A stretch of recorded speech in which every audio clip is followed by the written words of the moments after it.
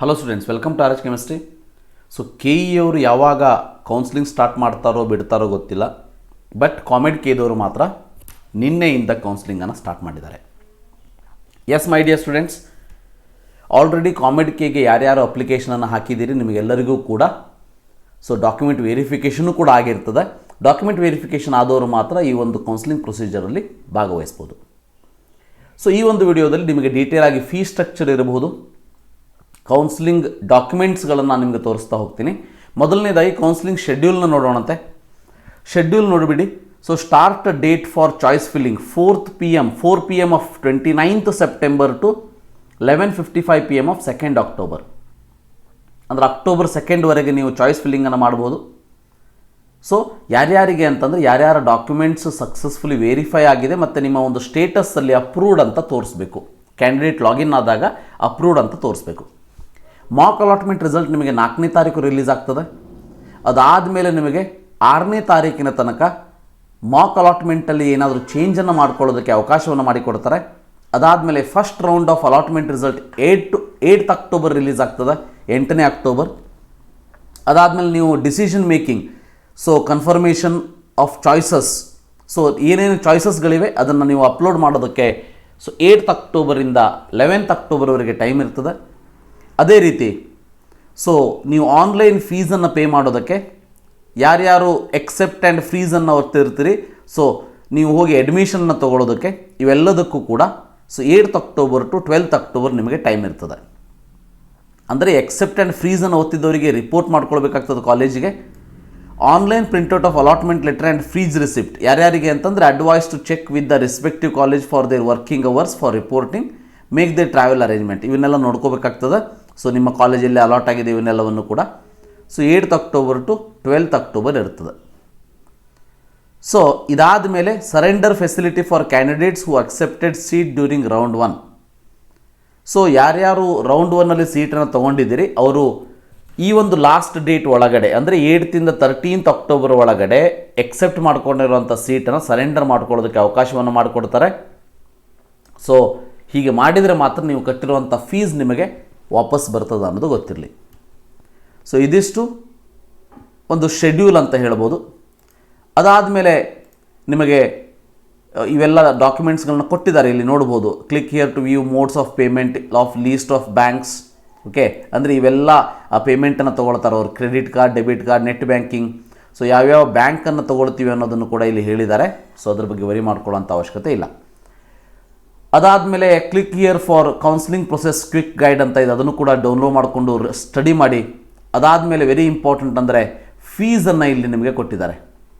Right, ನೋಡ್ತಾ ಹೋಗಿ. ನಿಮಗೆ ಎಲ್ಲ ಕಾಲೇಜಿನ ಫೀಸ್ ನಿಮಗೆ ಇಲ್ಲಿ ಕಾಣಿಸ್ತದೆ. ಸೊ ಕರೆಕ್ಟಾಗಿ ಅಬ್ಸರ್ವ್ ಮಾಡ್ತಾ ಹೋಗಿ. For example Acharya institute of medical science, Acharya institute of technology ಬೆಂಗಳೂರಲ್ಲಿ ಜನರಲ್ ಮೆರಿಟ್ 16 ಸೀಟ್ ಇದೆ, HKR 2 ಇದೆ, ಟೋಟಲ್ ಸೀಟ್ 18 ಇದೆ. ಟ್ಯೂಷನ್ ಫೀಸ್ ನೋಡಿ 1,75,000 ಇದೆ. ಅದರ್ ಫೀಸ್ 20,000 ರೂಪಾಯಿ ಎಲ್ಲದಕ್ಕೂ ಕಾಮನ್ ಇದೆ. ಸೊ ಟೋಟಲ್ ಫೀಸ್ 1,95,000 ಆಗ್ತದೆ. ಅದೇ ರೀತಿ ನಿಮಗೇನಾದರೂ ಕಂಪ್ಯೂಟರ್ ಸೈನ್ಸ್ ಆ್ಯಂಡ್ ಇಂಜಿನಿಯರಿಂಗ್ ಬೇಕಂತಂದರೆ 2,42,156 ಆಗ್ತದೆ.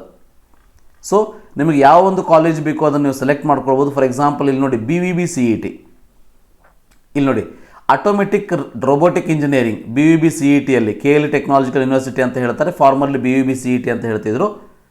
ಸೊ 16 ಸೀಟು ಜನರಲ್ ಮೆರಿಟಿಗಿದೆ, HKR 2 ಇದೆ, ಟೋಟಲ್ 18, ಅಂದರೆ 1,96,000 ಫೀಸ್ ಆಗ್ತದೆ. ಬಯೋಟೆಕ್ನಾಲಜಿ 1,41,000 ಕಡಿಮೆ ಇದೆ. ಸಿವಿಲ್ ಇಂಜಿನಿಯರಿಂಗ್ ನೋಡಿ ಜಾಸ್ತಿ ಇದೆ, 2,42,000 ಟೋಟಲ್ ಫೀಸ್. Computer science 2,42,000. ಅಂದರೆ ಇಲ್ಲಿ ನಿಮಗೆ 2-3 ಟೈಪ್ ನಿಮಗೆ ಕಾಲೇಜ್ ಫೀಸ್ ಸ್ಟ್ರಕ್ಚರ್ನ ನೋಡೋದಕ್ಕೆ ಅವಕಾಶ ಸಿಗ್ತದೆ. ಒಂದು 1,78,000 ನೋಡ್ಬೋದು, 2,42,000 ನೋಡ್ಬೋದು, 1,41,000 ಕೂಡ ಇದೆ. ಭಾಳ ರೇರ್ ಆಗಿ 1,20,000 ಕೂಡ ಇದೆ, ಇಲ್ಲಿ ನೋಡ್ಬೋದು. Mechanical engineering BNM institute of ಟೆಕ್ನಾಲಜಿಯಲ್ಲಿ.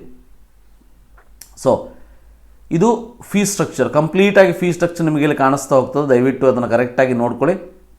ಸೊ ನಿಮಗೆ ಯಾವ ಕಾಲೇಜ್ ಬೇಕು ಅನ್ನೋದನ್ನು ನೋಡಿಕೊಂಡು ಆ ಒಂದು ಲೀಸ್ಟನ್ನು ರೆಡಿ ಮಾಡ್ಕೊಳ್ಳಿ.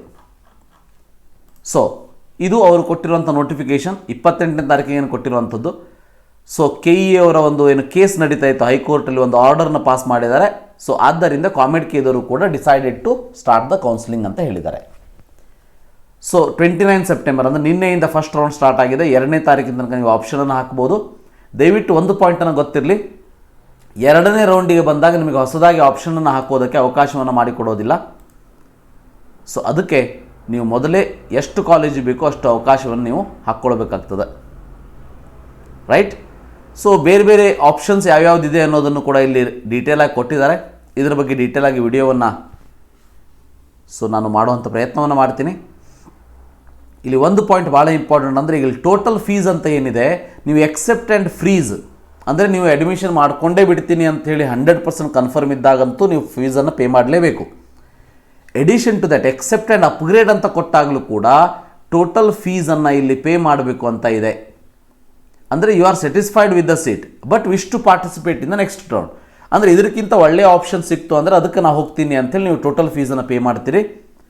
ಸೊ 3ನೇದಾಗಿ ರಿಜೆಕ್ಟ್ ಆ್ಯಂಡ್ ಅಪ್ಗ್ರೇಡ್ ಅಂತ ಮಾಡಿದವರು ಕೂಡ, ಅಂದರೆ ನಿಮಗೊಂದು ಸೀಟ್ ಅಲಾಟ್ ಆಗಿರ್ತದೆ, ಆ ಸೀಟು ನಿಮಗೆ ಬೇಡ ಬಟ್ ಕೌನ್ಸಿಲಿಂಗಲ್ಲಿ ಪಾರ್ಟಿಸಿಪೇಟ್ ಮಾಡ್ತೀನಿ ಅಂತ ಇರ್ತದೆ. ಸೊ ಅಂಥವರು ಕೂಡ ಫೀಸನ್ನು ಈ ವರ್ಷ ಪೇ ಮಾಡಬೇಕು. ಲಾಸ್ಟ್ ಇಯರು ಕೂಡ ಇದು ಇತ್ತು, ಇಲ್ಲ ಅಂತ ಇಲ್ಲ. ಟೋಟಲ್ ಫೀಸನ್ನು ನೀವು ಈ ಸಾರಿ ಪೇ ಮಾಡಬೇಕಾಗ್ತದೆ.